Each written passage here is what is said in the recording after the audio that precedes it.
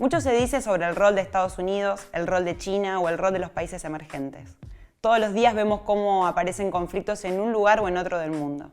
Países que hasta hace poco no sabíamos dónde quedaban o que conocemos poco sobre sus historias y sus conflictos, aparecen súbitamente en la escena internacional.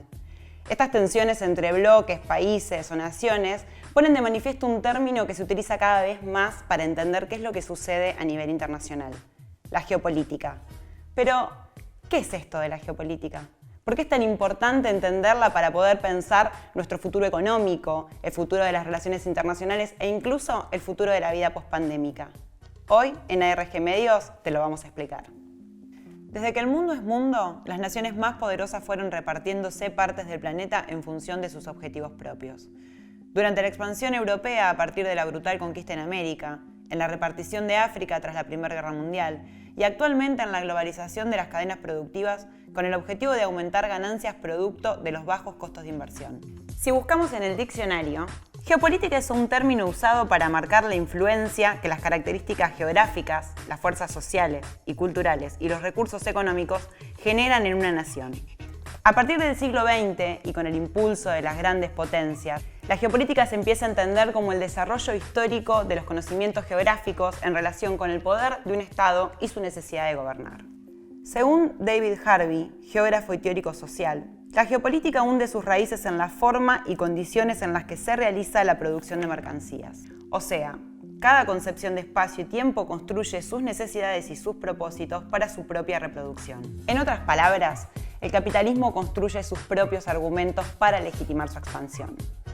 Pero no podemos justificar la política exterior de los estados solamente atada a cuestiones geográficas. ¿Y qué pasa entonces cuando un estado lidera todo un sistema de estados en una dirección que se ajusta a sus propios objetivos? El problema es que ese liderazgo con intereses particulares se generaliza como un horizonte común. Esa capacidad es la hegemonía, que entra en crisis cuando otros bloques o estados imitan ese accionar y entran en disputa. Eso es la transición hegemónica.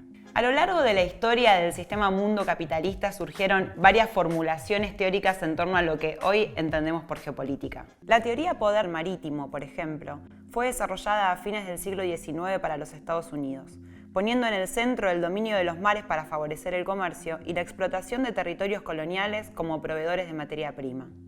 Un tiempo después, la teoría del área pivot ponía a Europa Oriental y Asia como centro estratégico para la dominación global. Cuestiones como la ventaja terrestre sobre la marítima o la efectividad de las comunicaciones generaron un imaginario en el que quien gobierne el área pivot dominaría el mundo. Y así fueron apareciendo todo tipo de teorías que fueron acompañando el desarrollo de la geopolítica mundial. El espacio vital de Ratzel, término que luego el nazismo tomaría, las crash zones o la teoría del Rhineland que le quita importancia a Europa. Con la llegada de la Guerra Fría surgieron políticas de contención para la supuesta influencia soviética. Fue entonces que el espacio aéreo ganó protagonismo. Era necesario pensar el mundo desde un lugar capaz de romper cualquier frontera y abrir nuevos caminos. Con el mundo dividido entre Estados Unidos y la Unión Soviética, entra en escena la doctrina de la destrucción mutua absoluta. Cualquier ataque representaría la destrucción total del adversario. Acá también estamos hablando del mundo bipolar, un concepto que se extendió a partir de la Segunda Guerra Mundial hasta la caída del muro.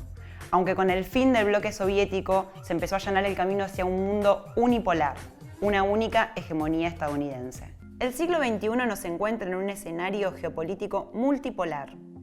A las históricas potencias globales se suman bloques regionales o naciones emergentes que ponen en crisis la centralidad occidental norteamericana. Pero también surgen nuevas formas de disputa por esa hegemonía. El concepto de guerra irrestricta amplía las formas de intervención para mantener las hegemonías. Y es ahí donde entran en juego formas de guerra novedosas, como la guerra judicial, mediática, informática o psicológica.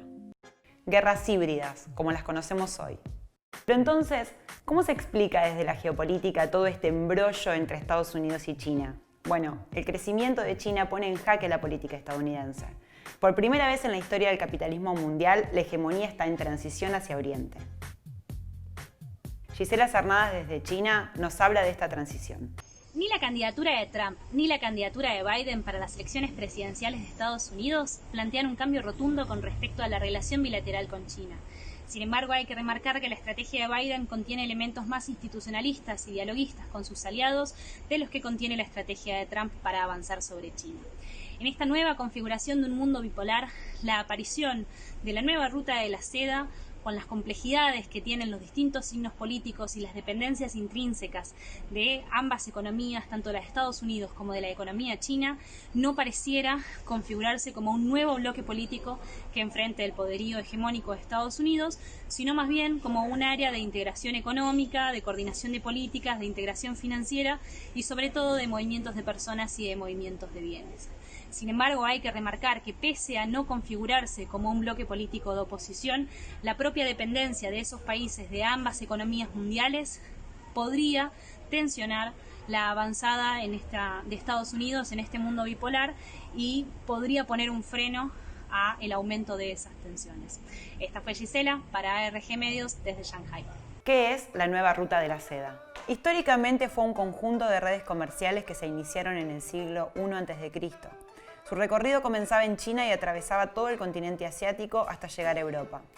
El principal producto que se comercializaba era la seda, pero también se transportaban piedras preciosas y minerales, tejidos y otros productos muy requeridos en el continente europeo. La ruta de la seda fue una puerta abierta al intercambio cultural. Actualmente se habla del cinturón económico de la ruta de la seda. Anunciado por el presidente Xi Jinping en 2014 e inspirado en la antigua ruta, este proyecto busca conectar al gigante asiático con Asia Central, Europa y partes de África por la vía terrestre y marítima. Incorporando una región habitada por 4.400 millones de personas, la iniciativa representa el 35% del comercio global y aglutina cerca del 55% del PBI mundial. Algunos discursos desde Estados Unidos y parte de Europa sostienen que el acuerdo es una estrategia geopolítica que atrapa a los países en una deuda insostenible y le permite a China crear una influencia internacional.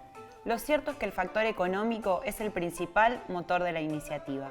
Cada país acuerda de manera bilateral con China, lo que determina la naturaleza del proyecto en cada territorio. De manera que el proyecto de China de la nueva ruta de la seda corresponde a una necesidad genuina que fue desatendida durante décadas por las agencias de desarrollo occidentales y organismos internacionales. El gigante asiático está demostrando en los hechos lo que en Occidente no se ha logrado aún. Estar a la altura del mundo que se viene requiere entender que no a todo se le aplica una lógica occidental.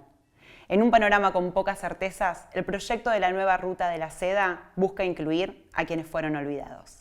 Suscríbete en nuestras redes sociales y compartí nuestros contenidos para que sigamos creciendo.